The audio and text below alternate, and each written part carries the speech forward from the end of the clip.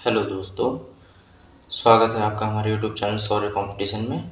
और आज की इस वीडियो में हम 11 अप्रैल 2024 करंट अफेयर के जितने भी सभी महत्वपूर्ण क्वेश्चन हैं उन सभी को डिस्कस करने वाले हैं।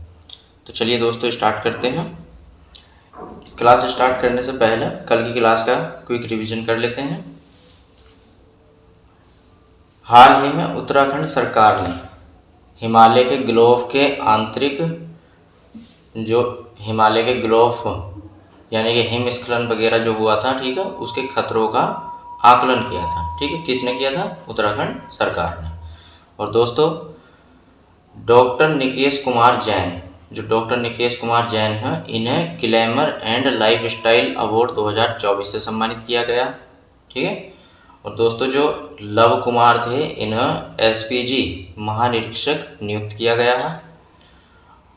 और कर्नाटक की सन्नति बुद्धिस्ट साइट जो हो वो हाल ही में चर्चा में रही है। और दोस्तों भूटान के लिए भारत ने आवश्यक वस्तुओं के अब तक के सबसे बड़े निर्यात कोटे को मंजूरी दी है। और दोस्तों हाल ही में सुप्रीम कोर्ट ने उत्तर प्रदेश है उसने जो मदरसा शिक्षा नीति को असंवैधानिक घोषित किया था, ठीक है, उस फैसले पर सुप्रीम कोर्ट ने रोक लगा दी है। ठीक है दोस्तों। और दोस्तों आईआईटी मद्रास है, इसमें सरलीकृत 5G प्रायोगिक लाइसेंस जो हो वो लॉन्च किया गया है। और दोस्तों 7 अप्रैल को विश्व स्वास्थ्य दिवस मनाया गया है। और दोस्तों जो जिम्बाब्वे है, ठीक है, ये एक देश है, इसने नई स्वर्ण समर्थित मुद्रा लॉन्च की है। ठीक है दोस्तों, तो ये था हमारी कल की क्लास का क्विक रिवीजन। और चलते हैं 11 अप्रैल के करंट अफेयर पर। और हाल ही में जो मनोज पांडा है, ठीक है, उन्हें वित्त आयोग के सदस्य के रूप में चुना गया है। ठीक है दोस्तों, तो चलिए क्वेश्चन नंबर 1 पे चलते हैं। हाल ही में खुबानी खिलना महोत्सव किस राज्य में शुरू हुआ है? Option A Uttar Pradesh, option B Sikkim, option C Assam, option D Ladakh. तो इसका सही आंसर है ऑप्शन नंबर डी, लद्दाख। दोस्तों जो खुबानी खिलना महोत्सव है, ठीक है, वो अभी लद्दाख में शुरू हुआ है। ठीक है, इंपॉर्टेंट पॉइंट देखते हैं। लद्दाख में 2 दिवसीय 2 समूचे महोत्सव भी मनाया गया है। और विश्व के सबसे ऊंचे फाइटर एयरफील्ड का निर्माण भी लद्दाख में किया जाएगा। और जो खेलो इंडिया सेंटर ऑफ एक्सीलेंस है, ठीक है, उसके लिए भारतीय खेल प्राधिकरण और जो लद्दाख का खेल विभाग है उसके बीच समझौता ज्ञापन पर हस्ताक्षर किए गए हैं।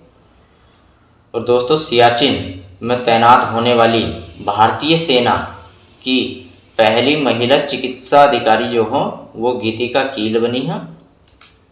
चलिए क्वेश्चन नंबर 2। हाल ही में किसके द्वारा लिखित पुस्तक द आइडिया ऑफ डेमोक्रेसी का विमोचन हुआ है? Option A Sam Pitroda, option B Chitra Banerjee, option C Bhupender Yadav, option D इनमें से कोई नहीं। तो दोस्तों इसका सही आंसर है option number A Sam Pitroda. जो सैम पित्रोदा है, इनकी जो पुस्तक है द आइडिया ऑफ डेमोक्रेसी वो हाल ही में रिलीज हुई है, ठीक है, प्रकाशित हुई है। इंपॉर्टेंट पॉइंट देखते हैं। जो भूपेंद्र यादव है, इन्होंने मोदी एनर्जाइजिंग ए ग्रीन फ्यूचर, ठीक है, ए ग्रीन फ्यूचर पुस्तक का विमोचन किया है। और दोस्तों चित्रा बनर्जी ने an uncommon love the early life of Sudha and Narayana Murthy नामक पुस्तक लिखी है। और गोटबाया राजपक्षे ने द कॉन्स्पिरेंसी नामक पुस्तक का अनावरण किया है। Question number 3। हाल ही में चुनाव संबंधी जानकारी के लिए बूथ राबता वेबसाइट कहाँ लॉन्च की गई है? Option A Uttar Pradesh, option B Punjab, option C Haryana, option D Assam. तो दोस्तों इसका सही आंसर है ऑप्शन नंबर बी पंजाब। दोस्तों जो बूथ राबता वेबसाइट है वो पंजाब राज्य में लॉन्च की गई है। और ये किससे संबंधित है बूथ राबता? ये चुनाव संबंधी जानकारी के लिए हो। ठीक है दोस्तों। इंपॉर्टेंट पॉइंट देखते हैं। पंजाब के मुख्यमंत्री कौन है? भगवंत सिंह मान, ठीक है। इन्हें सर्टिफिकेट ऑफ एक्सीलेंस से सम्मानित किया गया है, ठीक है दोस्तों। और सभी दुर्घटना हॉटस्पॉट को मैप करने वाला पहला राज्य कौन बन गया है? पंजाब बन गया है। और शुभमन गिल जो हैं, जो क्रिकेटर हैं एक, ठीक है, इन्हें लोकसभा चुनाव के लिए पंजाब के स्टेट आइकन बने हैं ये। और पंजाब सरकार ने राज्य को नशा मुक्त बनाने के लिए कौन सा मिशन? होप इनिशिएटिव इसको शुरू किया है, ठीक है दोस्तों।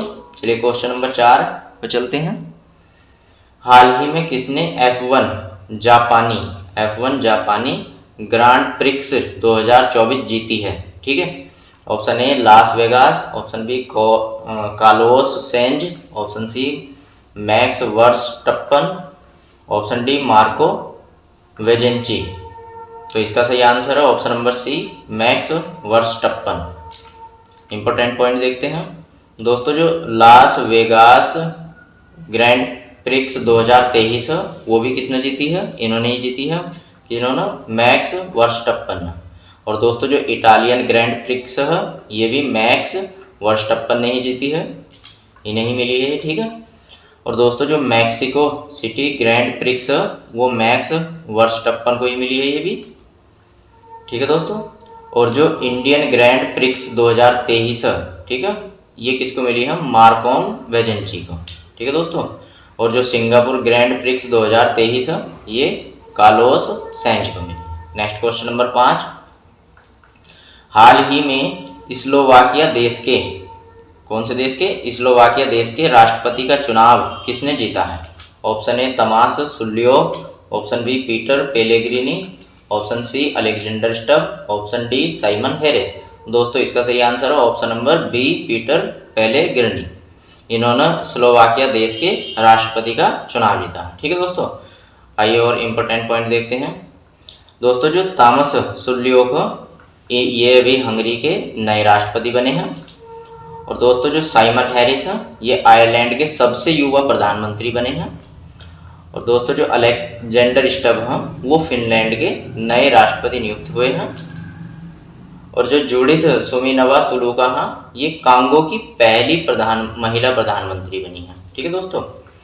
और फेलेटी तियो जो हैं ये तुवालू के नए प्रधानमंत्री बने हैं। चलिए क्वेश्चन नंबर 6 देखते हैं।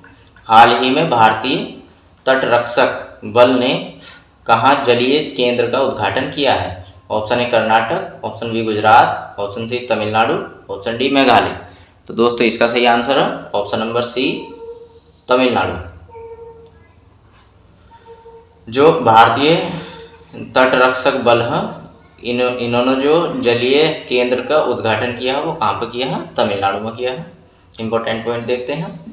तमिलनाडु के जो मुख्यमंत्री हैं MK स्टालिन, ठीक है, इन्होंने हाल ही में जो राष्ट्रपति ने एक राष्ट्र एक चुनाव पारित किया, मतलब का सुझाव का बिल दिया था, ठीक है, विधेयक दिया था, उसके खिलाफ जो हो इन्होंने प्रस्ताव पेश किया। और साथ ही इन्होंने जो परिसीमन प्रक्रिया थी उसके खिलाफ भी प्रस्ताव पेश किया, ठीक है दोस्तों। और टाटा पावर जो हो, टाटा पावर ने तमिलनाडु में 70,000 करोड़ रुपए निवेश करने की घोषणा की है। और आदिवासी महिला जो है श्रीपति ये तमिलनाडु की सिविल जज बनी है। और दोस्तों तमिलनाडु सरकार ने परिवारों के उत्थान के लिए कौन सी योजना? नीगल नालामा योजना शुरू की है। और दोस्तों जो हुंडई है और IIT मद्रास, ठीक है, इन दोनों ने मिलकर तमिलनाडु में हाइड्रोजन इनोवेशन वैली स्थापित करने की घोषणा की है। चलिए क्वेश्चन नंबर 7 देखते हैं। हाल ही में IPL में सबसे ज़्यादा शतक लगाने वाले खिलाड़ी कौन बने हैं? Option A MS Dhoni, option B Virat Kohli, option C Yashasvi Jaiswal, option D Sanju Samson. जब भी IPL में सबसे ज़्यादा शतक लगाने की बात होगी तो वो हो गए हैं विराट कोहली, ठीक है, इनका अलग ही रुतबा बन गया है। इंपॉर्टेंट पॉइंट देखते हैं दोस्तों। जो MS धोनी है ये 7,000 T20 रन बनाने वाले इकलौते विकेट कीपर बने हैं, ठीक है। और जो टेस्ट क्रिकेट में 500 विकेट लेने वाले दूसरे जो खिलाड़ी हैं वो R अश्विन बने हैं। और अगर पूछा जाए कि जो पहले खिलाड़ी थे वो कौन थे, तो वो थे अनिल कुंबले, अनिल कुंबले। ठीक है दोस्तों, अनिल कुंबले। चलिए क्वेश्चन नंबर 8, हाल ही में त्रिसेवा सम्मेलन परिवर्तन चिंतन कहाँ आयोजित किया जाएगा? Option A Agra, option B Bangalore, option C Nai Delhi, option D Bihar. तो दोस्तों ये कहाँ किया जाएगा? ये किया जाएगा नई दिल्ली में। जो त्रिसेवा सम्मेलन है परिवर्तन चिंतन, ये नई दिल्ली में आयोजित किया जाएगा। क्वेश्चन नंबर 9, हाल ही में किस राज्य के मिराज शहर में बने सितार को, जो सितार बना है कहाँ का? मिराज शहर में, ठीक है, को तानपुरा का जीआई टैग मिला है?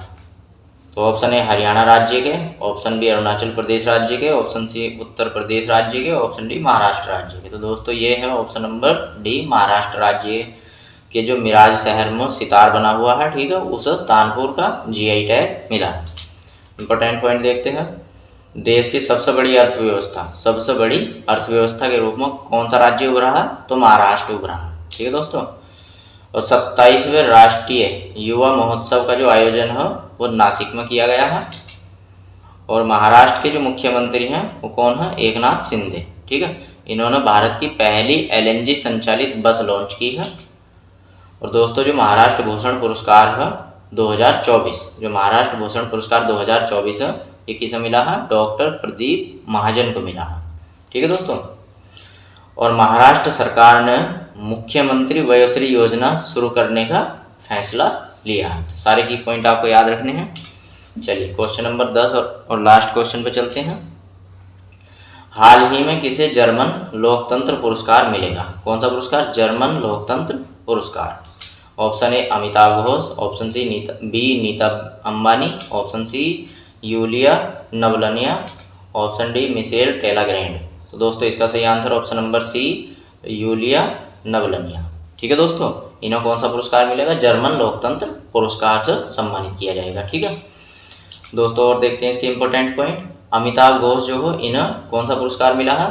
नीदरलैंड का इरास्मस पुरस्कार 2024 से अमिताभ घोष को सम्मानित किया गया है। और दोस्तों जो नीता अंबानी है, इन्हें मिस वर्ल्ड ह्यूमैनिटेरियन अवार्ड से सम्मानित किया गया है। और दोस्तों जो रिकेन यामामोटो हो, इन्हें प्रिट्जर पुरस्कार 2024, जिसे आर्किटेक्चर नोबेल भी कहा जाता है, इस पुरस्कार से रिकेन यामामोटो को सम्मानित किया गया है। और दोस्तों जो मिशेल टेलाग्रैंड है, इन्हें एबेल पुरस्कार 2024, जिसको गणित का नोबेल भी कहा जाता है, इस पुरस्कार से किसे? मिशेल टेलाग्रैंड को सम्मानित किया गया है। तो ये सारे पुरस्कार भी हाल ही में हुए हैं, तो ये भी आपको याद रखना है। तो दोस्तों थैंक्स फॉर वॉचिंग। तो दोस्तों अगर आप हमारे चैनल पर पहली बार आए हैं तो चैनल को अवश्य सब्सक्राइब कर लें। और दोस्तों हमारे यूट्यूब चैनल शौर्य कंपटीशन पर यूपी पुलिस री एग्ज़ाम का जो हाल ही में एग्ज़ाम होने वाला है, उससे संबंधित जीएस, हिंदी, रीजनिंग सभी के प्रैक्टिस सेट जो है रेगुलर चल रहे हैं। तो दोस्तों यदि आपने अभी तक हमारे चैनल को सब्सक्राइब नहीं किया है और आप यूपी पुलिस री एग्ज़ाम की तैयारी कर रहे हैं, तो हमारे चैनल को ज़रूर सब्सक्राइब कर लें। धन्यवाद।